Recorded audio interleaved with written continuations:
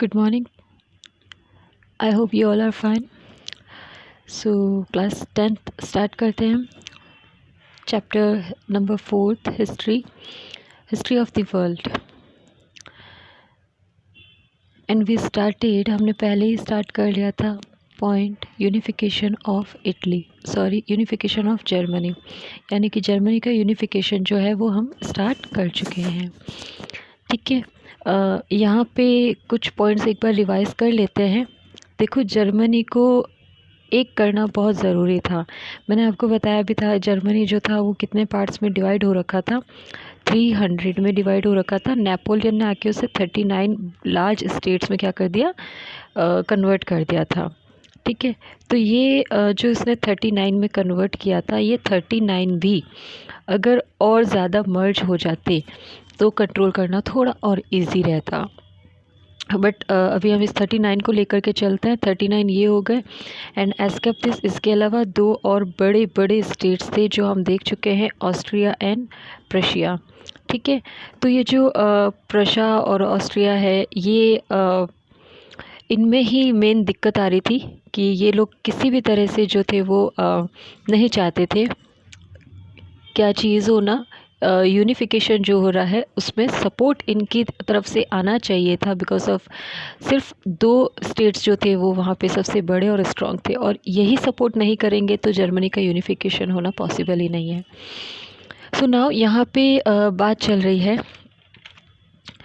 हम देख चुके हैं सदर्न पार्ट में जो कंट्रीज़ थी, सदर्न को पूरा ऑस्ट्रिया ने कवर कर रखा था, सपोर्ट कर रहा था. नॉर्दर्न को प्रशिया कर रहा था. नाउ अब देखो, एक और चीज़ बताती हूँ मैं आपको. हम बात कर रहे हैं जर्मनी की, और जर्मनी के जो मेजर दो स्टेट्स हैं उनके बारे में. नोट डाउन कर लेना इसको भी. Austria and Prussia.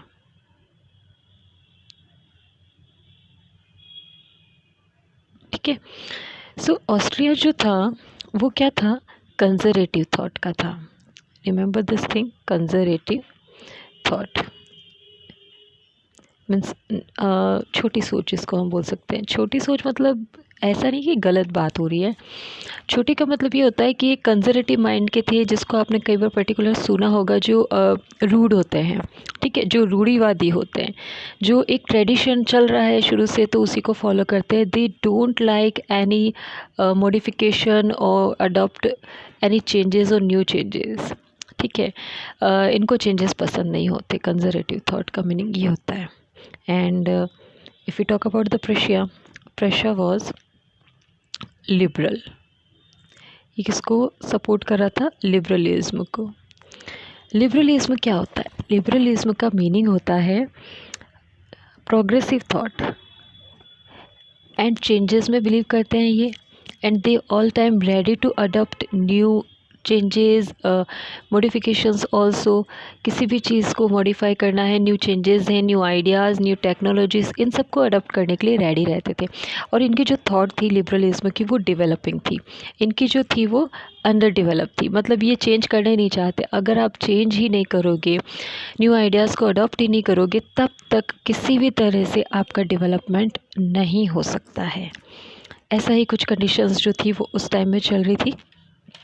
अब यहाँ पे कंडीशन ये हो रही थी, देखो कंडीशन यहाँ पे थी कि जो अगर ये एक हो जाता है जर्मनी, 39 स्टेट्स भी एक हो जाते हैं, तो अब इस पे पूरा ये यूनिफिकेशन होने के बाद इस पे राज कौन करेगा.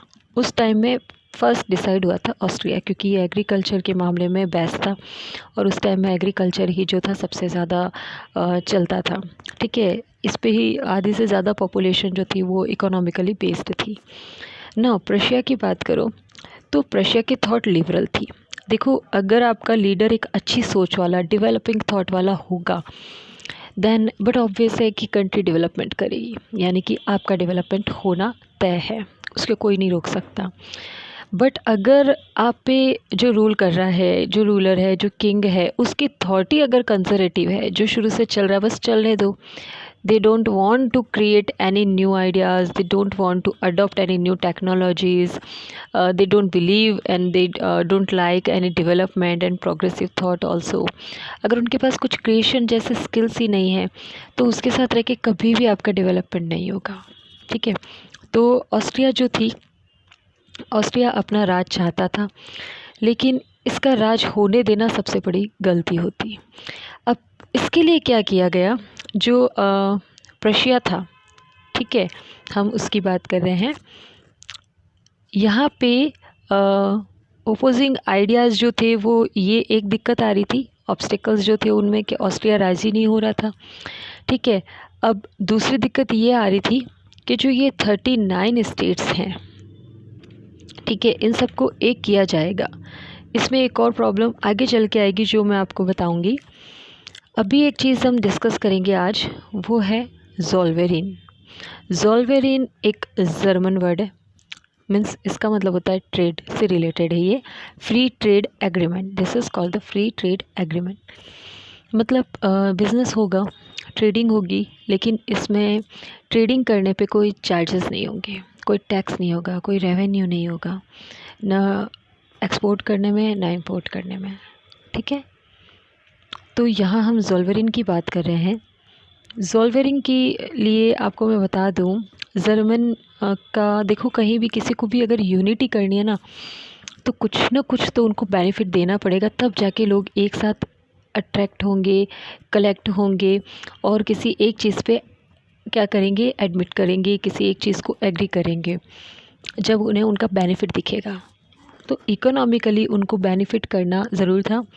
हम जो अक्सर एक वर्ड यूज़ करते हैं, फाउंडेशन ब्रिक, ईंट का ईंट जो होती है, मतलब बेस जो होती है, अगर कोई आपको घर बनाना है तो उसके लिए सबसे पहले हम क्या रखते हैं, नींव रखते हैं, फाउंडेशन ब्रिक।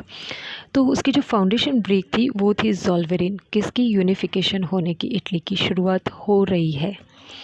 लोग अब इकट्ठा होंगे, कलेक्ट होंगे, यूनिटी करेंगे अपनी। कैसे करेंगे, देखो ज़ोल्वेरिन जो था ये सबसे पहले स्टार्ट किया गया था। अच्छा, इसको स्टार्ट करने के लिए क्या था, इसमें ये था, ज़ोल्वेरिन 1818 में स्टार्ट हुआ था।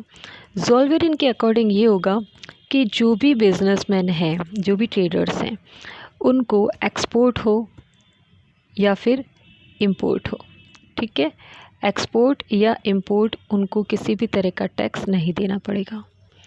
तो फ्री ट्रेड हो गया। अब आप आओ जाओ, जहाँ भी जाना है, जो भी आपको सेल आउट करना है आउट ऑफ कंट्री या, तो इसके लिए क्या हो गया, देखो ज़रूरी है मैं आपको ये बता दूं, जो प्रशिया आ रहा है, अभी तक ऑस्ट्रिया का राज चला था, ठीक है, ऑस्ट्रिया ही सबसे ज़्यादा माना जा रहा था। न्यू गवर्नमेंट आएगी तो देखो, न्यू गवर्नमेंट को पब्लिक की सिंपैथी लेने या फेवर लेना बहुत ज़रूरी होगा। अगर वो नहीं ले सकते तो वो गवर्नमेंट नहीं बना पाएंगे। तो इसकी जो ये सिंपैथी की हम बात कर रहे हैं, ये सिंपैथी जो थी पब्लिक की, वो हासिल करने के लिए ज़ोल्वेरिन को लाया गया। ज़ोल्वेरिन एक फ्री ट्रेड एग्रीमेंट है, ठीक है। इसमें ये था, सारे जो बिजनेसमैन है, देखो जो भी एक समाज होता है, ठीक है ना, मतलब जो भी एक कंट्री होती है, उन सब में 4 कैटेगरीज ज़रूर होती है। ध्यान रखना, ये हमारे 3rd चैप्टर में भी हेल्पफुल रहेगा। कैटेगरी में आते हैं, सबसे पहले मोनार्कीज़ हम ले सकते हैं, किंग्स ले सकते हैं, जो रॉयल्स होते हैं, ठीक है। अब रूलर्स भी आ जाएंगे इसमें। अब सेकंड आ जाता है फार्मर्स। एक आता है यहाँ पे सोशल, यानी कि पब्लिक जो होती है वो। यहाँ आ जाएंगे ट्रेड या बिजनेसमैन, ठीक है। अब हम फार्मर्स को भी इसमें ऐड कर सकते हैं और यहाँ हम आर्मी ले सकते हैं, ओके। तो देखो 4 कैटेगरी हो गई। अब इन 4 कैटेगरीज़ में से अगर सोशल सबसे बड़ी कैटेगरी होती है, ठीक है, और अगर ये एग्री करेगी तो ही ये तीनों कैटेगरीज़ जो हैं वो अपना काम अच्छे से कर पाएगी। इनका जो कोऑपरेशन रहता है वो बहुत ज़रूरी होगा साथ में। तो बात ये है, ज़ोल्वेरिन लाके किंग्स ने या गवर्नमेंट ने जो एक सबसे बड़ा सपोर्ट हासिल किया था वो कर लिया था। पूरी एक कैटेगरी अपने फेवर में की थी, वो थी ट्रेडर्स की कैटेगरी। सारे बिजनेसमैन जो थे वो इनके फेवर में आ चुके थे। ठीक है, अब इनके फेवर में आने के बाद क्या हुआ, अब देखो एक इकोनॉमिकली ये फेवर में आए हैं, इकोनॉमिकली फेवर में आए हैं, अभी इनको पॉलिटिकली लेना बाकी है। अच्छा, अब पॉलिटिकली कैसे लेंगे, तब देखो एक न्यू एरा इन्होंने एक टाइम पीरियड जो था पर्टिकुलर स्टार्ट किया, वो था रोमांटिसिज्म। रोमांटिसिज्म, अब ये रोमांटिसिज्म क्या होता है, देखो ज़ोल्वेरिन हुआ है इकोनॉमिकली, याद रखना। अब हम इसको पॉलिटिकली लेकर आना है तो उसके लिए स्टार्ट किया गया रोमांटिसिज्म। रोमांटिसिज्म क्या होता है, देखो लोगों के अंदर नेशनलिज्म की फीलिंग डालना। ठीक है, आप इसको वॉक फीलिंग भी बोल सकते हो। ये वॉक फीलिंग क्या होता है, ये जर्मन लैंग्वेज का वर्ड है वॉक, मतलब वही बात हुई देशभक्ति वाली, देशभक्ति की भावना जो थी लोगों में डालने ज़रूरी थी। अब इसके लिए क्या किया, जो थिंकर्स हुए हैं उस टाइम में, उन थिंकर्स ने क्या किया, सबसे ज़्यादा पब्लिक को भड़काने का काम किया। अब ये पब्लिक को भड़काने का क्या मतलब हो गया, ये देखो जो इसमें आ रहा है इंटेलेक्चुअल मूवमेंट चलाया गया। ठीक है, अब इसका मीनिंग क्या था, जो फिलोसोफर्स थे, हिस्टोरियंस थे, थिंकर्स थे, लिटरेरी पर्सन्स थे, उन्होंने क्या किया था, उन्होंने पब्लिक को अपने फेवर में लेने के लिए जहाँ वहाँ के लोकल लैंग्वेज में बहुत सारे ऐसे पोइट्री की गई, सॉन्ग्स बनाए गए, सब कुछ किया गया, जिससे क्या हो गया, लोगों में फीलिंग आने लगी। ऑब्वियसली देखो आप भी कभी अगर अपने हिंदी में आपने पढ़ा होगा, ऑलमोस्ट टाइम हिंदी में लिटरेचर में भी आ जाता है, क्वीन ऑफ झांसी के बारे में आता है, रानी लक्ष्मीबाई के बारे में आपने सुनी होगी, 2-3 लाइन्स आपके सिलेबस में भी होगी। खूब लड़ी मर्दानी वो तो झांसी वाली रानी थी, है ना। उनके बारे में जब ये बातें करते हैं, या कभी कभी टीचर ऐसा मिल जाता है, ऑफ कोर्स लिटरेचर टीचर्स ऐसे ही होते हैं, जब वो आपको कोई स्टोरी समझाते हैं तो वो ऐसे एक्सप्लेन करते हैं, आपको ये लगने लगता है अच्छा ये हुआ है, और आपके मन में वो फीलिंग आ जाती है। जस्ट लाइक कई बार आप मूवीज़ देखते हो, सीरियल्स देखते हो, उसमें अगर कोई सैड सीन आ रहा है तो आप भी सैड हो जाते हो, कोई कॉमेडी आ रहा है तो आप हंस जाते हो, कोई ऐसी फीलिंग आ रही है कि जो नेशनलिज्म की हो, लाइक हम जब ये मूवीज़ देखते हैं, स्पेशली अगर हम बात करें तो सनी देओल ने ऐसी मूवीज़ बहुत बनाई है, एक्टर है वो, उनकी मूवीज़ आप देखो, देख के लगता है हाँ बस देशभक्त बन जाना चाहिए। तो यही बातें जो थी उस टाइम में हो रही थी, सारे थिंकर्स क्या कर रहे थे, सारे लोगों में ये फीलिंग डालते जा रहे थे, और लोगों में क्या हो रहा था, ये फीलिंग आने लग गई थी। अब वॉक्स फीलिंग जो है वो भड़क गई है, लोग प्रोवोक हो चुके हैं और उनमें जाग गई है क्या, देशभक्ति वाली बात। इसके लिए एक और सपोर्ट हुआ था, दो ग्रिम बंधु थे, ग्रिम बंधु मतलब 2 ग्रिम लोग थे। ठीक है, इन लोगों ने क्या किया, दे रॉट स्टोरीज़, इन्होंने बहुत सारी स्टोरीज़ लिखी, जिसमें इन्होंने लोगों को ये बताना चाहा कि देखो हमारे पहले जो ये लोग रहे हैं जर्मनी में, ऐसे नहीं थे हालात, और ना ही जर्मनी के लोग ऐसे वीक थे कि कोई भी आके उन पे अटैक करके उन्हें जीत लेगा, क्योंकि नेपोलियन का इफ़ेक्ट आ चुका था, वो जीत चुका था जर्मनी को और राज भी कर रहा था। इसीलिए ज़रूरी था लोगों को ये समझाना, है ना, लोगों की ये फीलिंग डालना। तो इसके बाद क्या होता है, एक जर्मन पर्सन है, उसने वहाँ का नेशनल एंथम लिखा था, हॉफमैन फॉलर सल्वेन उसका नाम था पर्सन का। उसने क्या किया था, एक नेशनल सॉन्ग वहाँ का लिखा था, जर्मनी का नेशनल जो एंथम होता है वहाँ का, वो था Germany everything, Germany above everything. ठीक है, जर्मन लैंग्वेज में इसको बोला जाता है डैशलैंड उबेल एल्स। ठीक है, डैशलैंड उबेल एल्स, ये उसने लिखा था। तो ये जो उसने स्टार्टिंग कर दी थी लोगों को, देखो यहाँ तो कॉन्स्टिट्यूशन भी नहीं बना है अभी तक, लेकिन नेशनल एंथम बन चुका है, लोगों को बताना ज़रूरी था। लाइक आपने देखा होगा इंडियन हिस्ट्री में भी ये चीज़ होती है, अक्सर सीरियल्स मूवीज़ में भी देखते हैं, बुक्स में भी पढ़ते हैं हम लोग, वंदे मातरम जो हम बोलते हैं, ये सब चीज़ें उस टाइम भी होती थी, है ना। ये एक नारे जो लगते थे, स्लोगन लेकर चलते थे लोग, जो रेवोल्यूशनरी होते थे वो यही भड़काने का काम करते थे, है ना, वंदे मातरम। तो उस टाइम इन्होंने भी क्या किया, जर्मन के लोगों ने भी नेशनल एंथम जो था उसको एक्सेप्ट कर लिया, अडॉप्ट कर लिया, और लोगों में फीलिंग जो थी वो जाग चुकी थी। और इसी फीलिंग ने चल के आगे क्या किया, पॉलिटिकली लोगों को एक करने वाली है ये, पॉलिटिकली जो ये लोगों को यूनिटी डालने वाली है, ये पहला एफर्ट था। ठीक है, रोमांटिसिज्म का ये इफ़ेक्ट है, रिज़ल्ट है। और रेवोल्यूशन 1848 में क्या हुआ था, ये पॉलिटिकली यूनिटी होने लग गई थी जर्मनी में। ठीक है, अब यहाँ बात हो रही है nationalism reaches S can D German revolutions result in Frankfurt parliament. अब देखो हुआ ये कि नेशनलिज्म लोगों में आ चुका है, और अब लोगों के दिल में ये बात आ गई जो सोच भी नहीं रहे थे, अब वो ये सच में सोचने लग गए थे, मजबूर हो गए थे, क्या हम एक हो सकते हैं, क्या यूनिफिकेशन पॉसिबल है, is that the possible unification of the Germany. अब ये चीज़ अब सोचने लग गए हैं। देखो अगर आप कभी कुछ सोच लेते हो ना, तो मतलब स्टार्टअप हो गया है आपके काम होने का। तो यही चीज़ थी, 39 स्टेट्स जो थे उन सब ने अटेंड किया इसको, किसको, एक फ्रैंकफर्ट पार्लियामेंट बनाई गई थी, क्योंकि वो राइन जो बनाई गई थी आपने देखा था, वो बना के गया था नेपोलियन, उसको हटा दिया गया था। ठीक है, तो अब क्या हुआ था, एक पार्लियामेंट बनाई थी जिसका नाम रखा गया था फ्रैंकफर्ट पार्लियामेंट। ठीक है, अब ये जो फ्रैंकफर्ट पार्लियामेंट बन रही है, ठीक है ना, ये क्या करेगी आगे चल के, यहाँ पे ये जर्मन पार्लियामेंट बन रही है जिसको अटेंड किया सारे 39 स्टेट्स ने मिलके। और इसमें यही चीज़ हुई थी, यही डिस्कस हुआ था, पहली बार बात उठी थी कि हम एक हो सकते हैं और हमें होना चाहिए, यानी कि जर्मनी की यूनिटी या यूनिफिकेशन किया जा सकता है। नाउ अब ये तो डिसाइड हो गया, लेकिन अब एक और बात आ रही थी कि चलो एक तो हो जाएंगे। देखो कोई भी काम करना इजी है, फिर भी कंपैरिजन मेंटेनेंस, लेकिन उसको मेंटेन करना भी तो पड़ेगा। आप यूनिटी कर लोगे, लेकिन उस यूनिटी को मेंटेन रखना पड़ेगा, है ना। तो ये मेंटेनेंस कैसे होगा, 39 स्टेट्स 300 थे, 300 आगे चल के क्या हो गए, 39 बन गए। ठीक है, 39 में कन्वर्ट हो गए।